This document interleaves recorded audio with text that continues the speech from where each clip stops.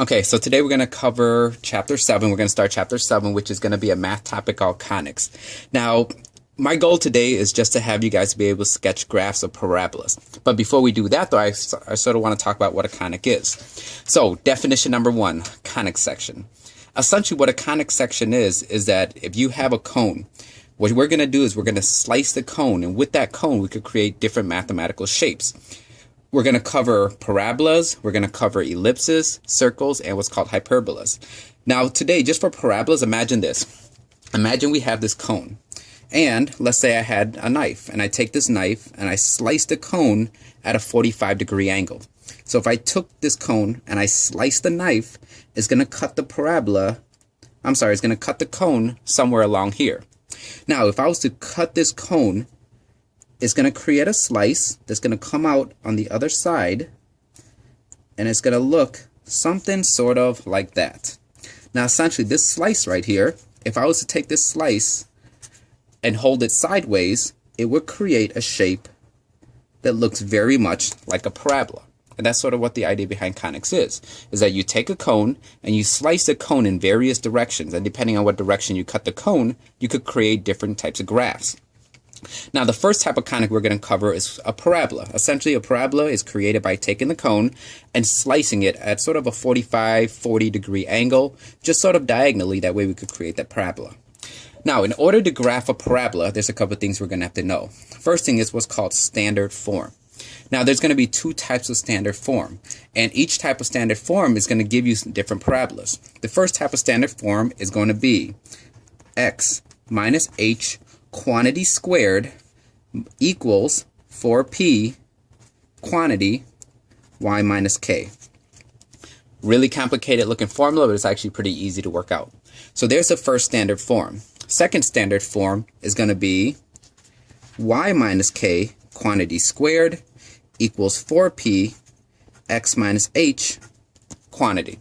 Now, a couple things I want you guys to notice. First thing I want you guys to notice is that h is always paired with x, k is always paired with y. Same thing on the right hand side. K is always paired with y, h is always paired with x. Now, the difference between the two is which variable is being squared. The first type, x is being squared. Second type, y is being squared. That's actually going to help us determine the parabola.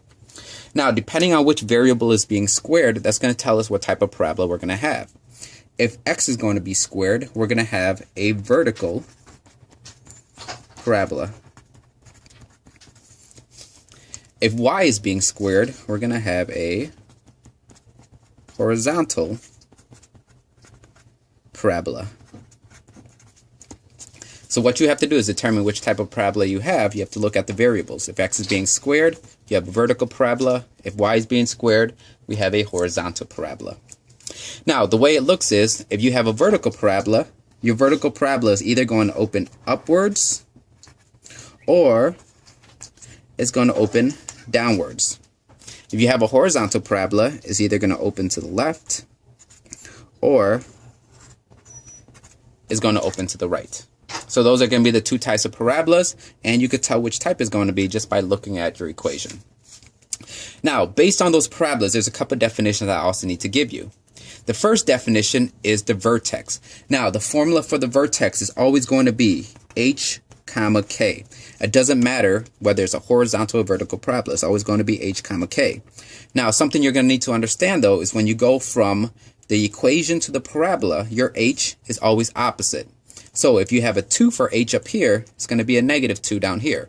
If you have a negative 2 for h up here, it's going to be a positive h. In other words, your h and your k's are going to be opposite of one another, opposite signs. Now, your vertex is essentially where the parabola makes your turn. So here is your vertex. So essentially where the parabola turns directions. All right. Now, the second definition we're going to need is what's called the p-value.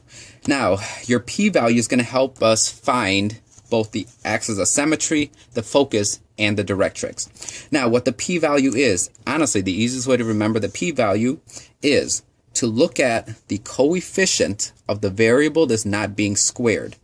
So you take a look at the coefficient that's not being squared, and what you do is you divide that by 4, and that's what's going to give you your p-value. Now, before we figure out how to find p-values, let me tell you exactly what the p-value is. The p-value is the distance from the vertex to what's called the focus and directrix. And it doesn't matter whether it is a vertical or horizontal parabola. What the p-value is, the p-value is the distance from the vertex to the focus and to the directrix. That doesn't really make sense right now until we start looking at some examples. Now, what the focus is going to be a coordinate point that's going to be inside of the parabola. And I'll explain a little bit once we see an example exactly what a focus is. But a focus is going to be a coordinate point. So it's going to be some x comma y value inside the parabola. Your axis of symmetry is either going to be a horizontal line. So if it's a horizontal line, it's going to be y equals.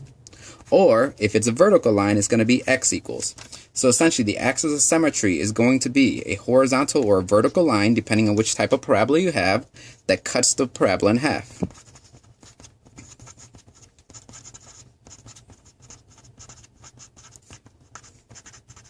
You guys have seen axis of symmetry pretty much since geometry, so it's pretty self-explanatory. So the axis of symmetry, again, is just going to be a line that cuts the parabola in half.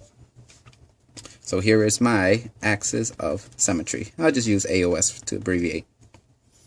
Focus, based on our picture, focus is going to be some coordinate point that's going to be inside of your parabola. So we'll call it F for focus. And again, it doesn't matter whether it is a horizontal or vertical parabola. Your focus is always going to be inside of your parabola. And finally, your directrix. Your directrix is going to be a line that's perpendicular to the axis of symmetry. Now, once we start graphing, I'll show you exactly what the purpose of the directrix is, but for now, just know that it's going to be some line. Now, that line is always going to be outside the parabola. So, if here's my parabola, and here's my axis of symmetry, your directrix is going to be some line that's going to be outside of your parabola. And your directrix is actually going to play a huge role into how to graph our parabola. So essentially right now, these are going to be the definitions.